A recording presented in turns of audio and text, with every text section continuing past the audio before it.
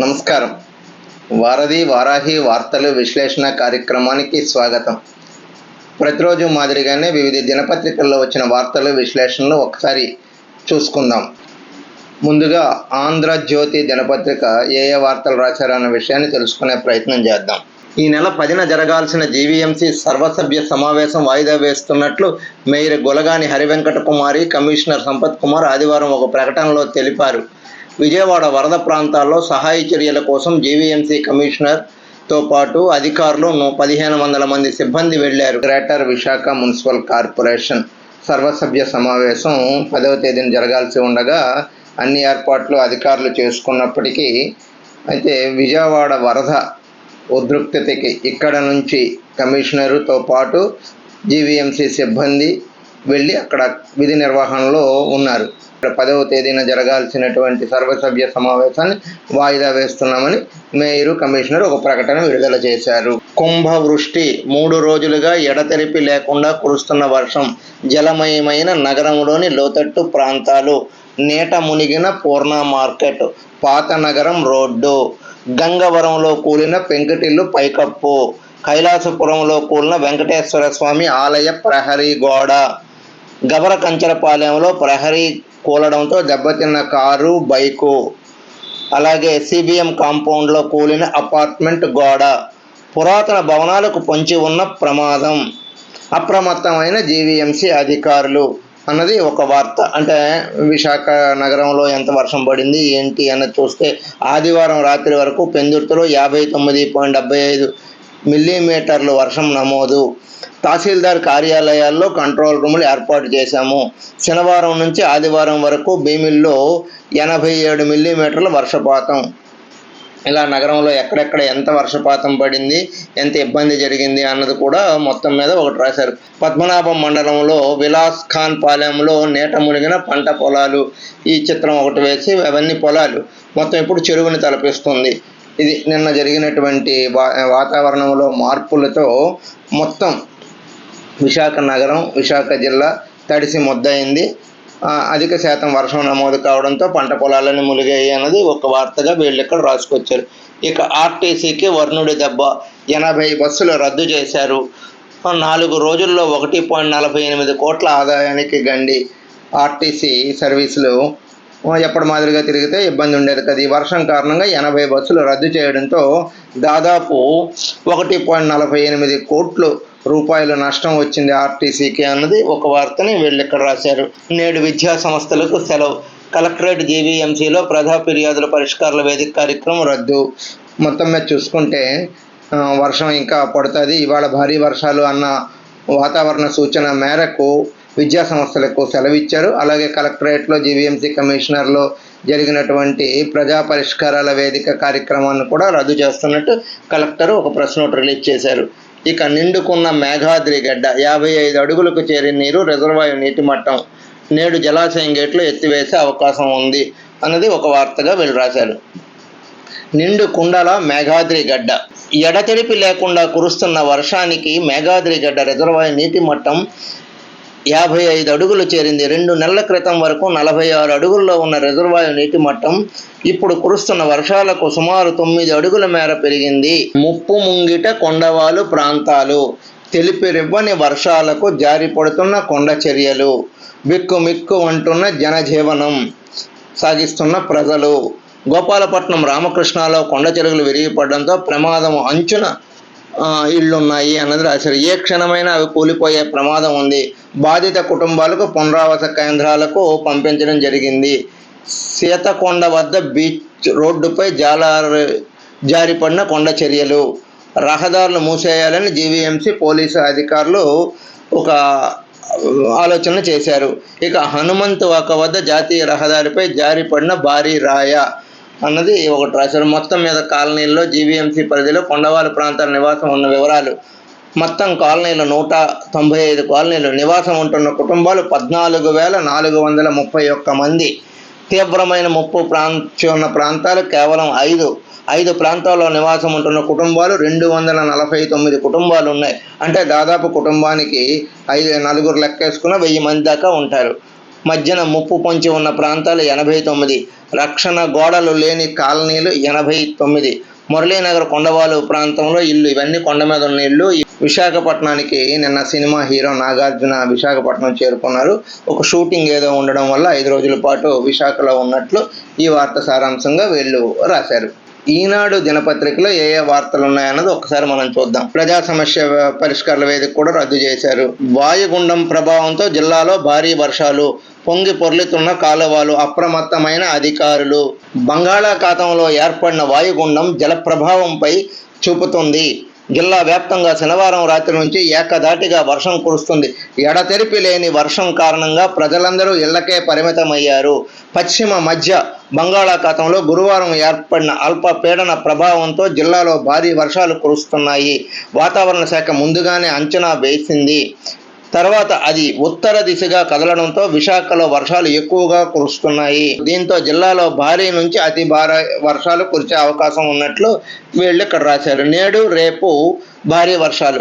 వాయుగుండం ప్రభావంతో సోమవారం, మంగళవారాల్లో జిల్లాలో భారీ నుండి అతి భారీ వర్షాలు కురుస్తాయని విశాఖలోని తుఫాను హెచ్చరికల కేంద్రం ఆదివారం పేర్కొన్నది.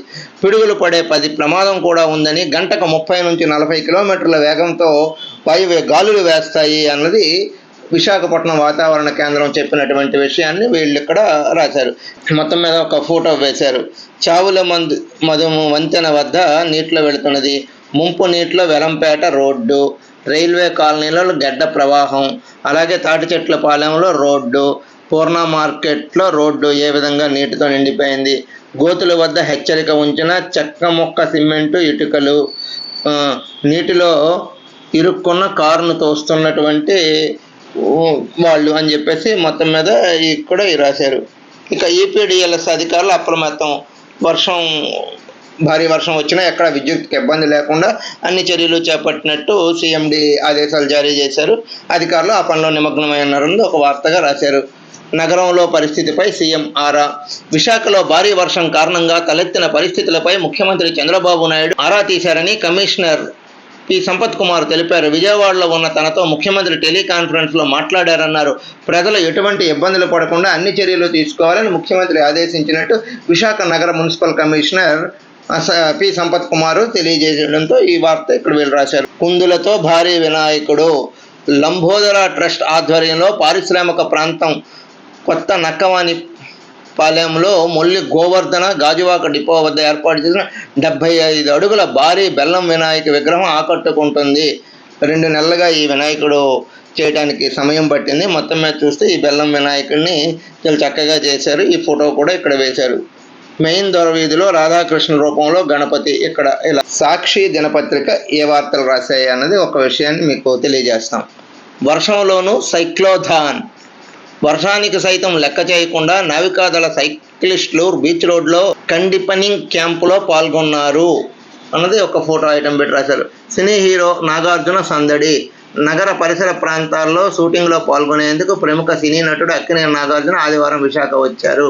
సంపతి వినాయక ఆలయంలో స్వామివారికి ఆదివారం బాల గణపతి అలంకరణలో భక్తులకు దర్శనమిచ్చాడు అన్నది ఒక వార్త రాశారు. ఇక కుండపోత అనే హెడ్డింగ్తో వర్షం పడుతుంది కాబట్టి కుండపోత అనే హెడ్డింగ్తో ఒక వార్త రాశారు. తెరిపివ్వని వర్షాలతో జలమయమైన లోతట్టు ప్రాంతాలు.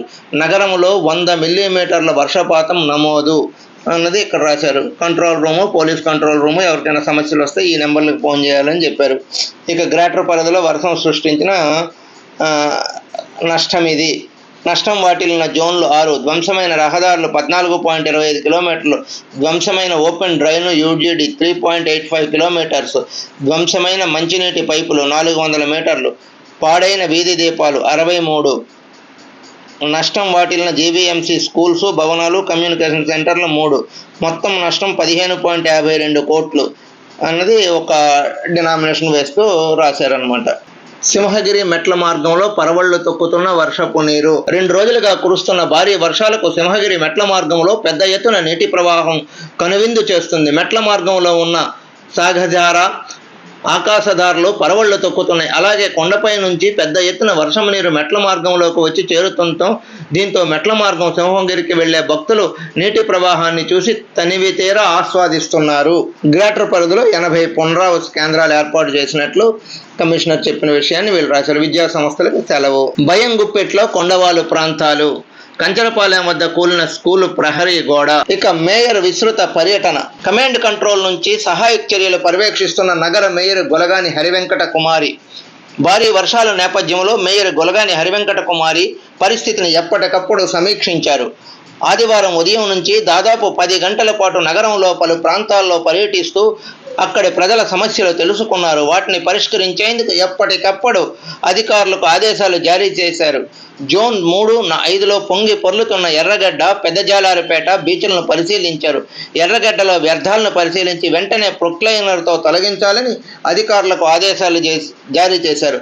నగర మేయర్ నిన్న వర్షంలో కూడా తిరుగుతూ మొత్తం పోర్టు వద్ద పెరిగిపోయిన చెత్తను ప్రొక్లైనర్లతో తొలగించాలని ఆర్డర్స్ ఇవ్వడం, అలాగే మొత్తం మీద మేయర్ పర్యటన చేసి మొత్తం విషయాన్ని తెలుసుకున్నారు. వర్షంతో ఎక్కడ ఏం నష్టం జరిగింది ఏంటి అన్నది తెలుసుకున్నారు. అప్పన్న సేవలో పరిపూర్ణానంద స్వామి. కప్పస్తంభానికి మొక్కుకుంటున్న పరిపూర్ణానంద స్వామి.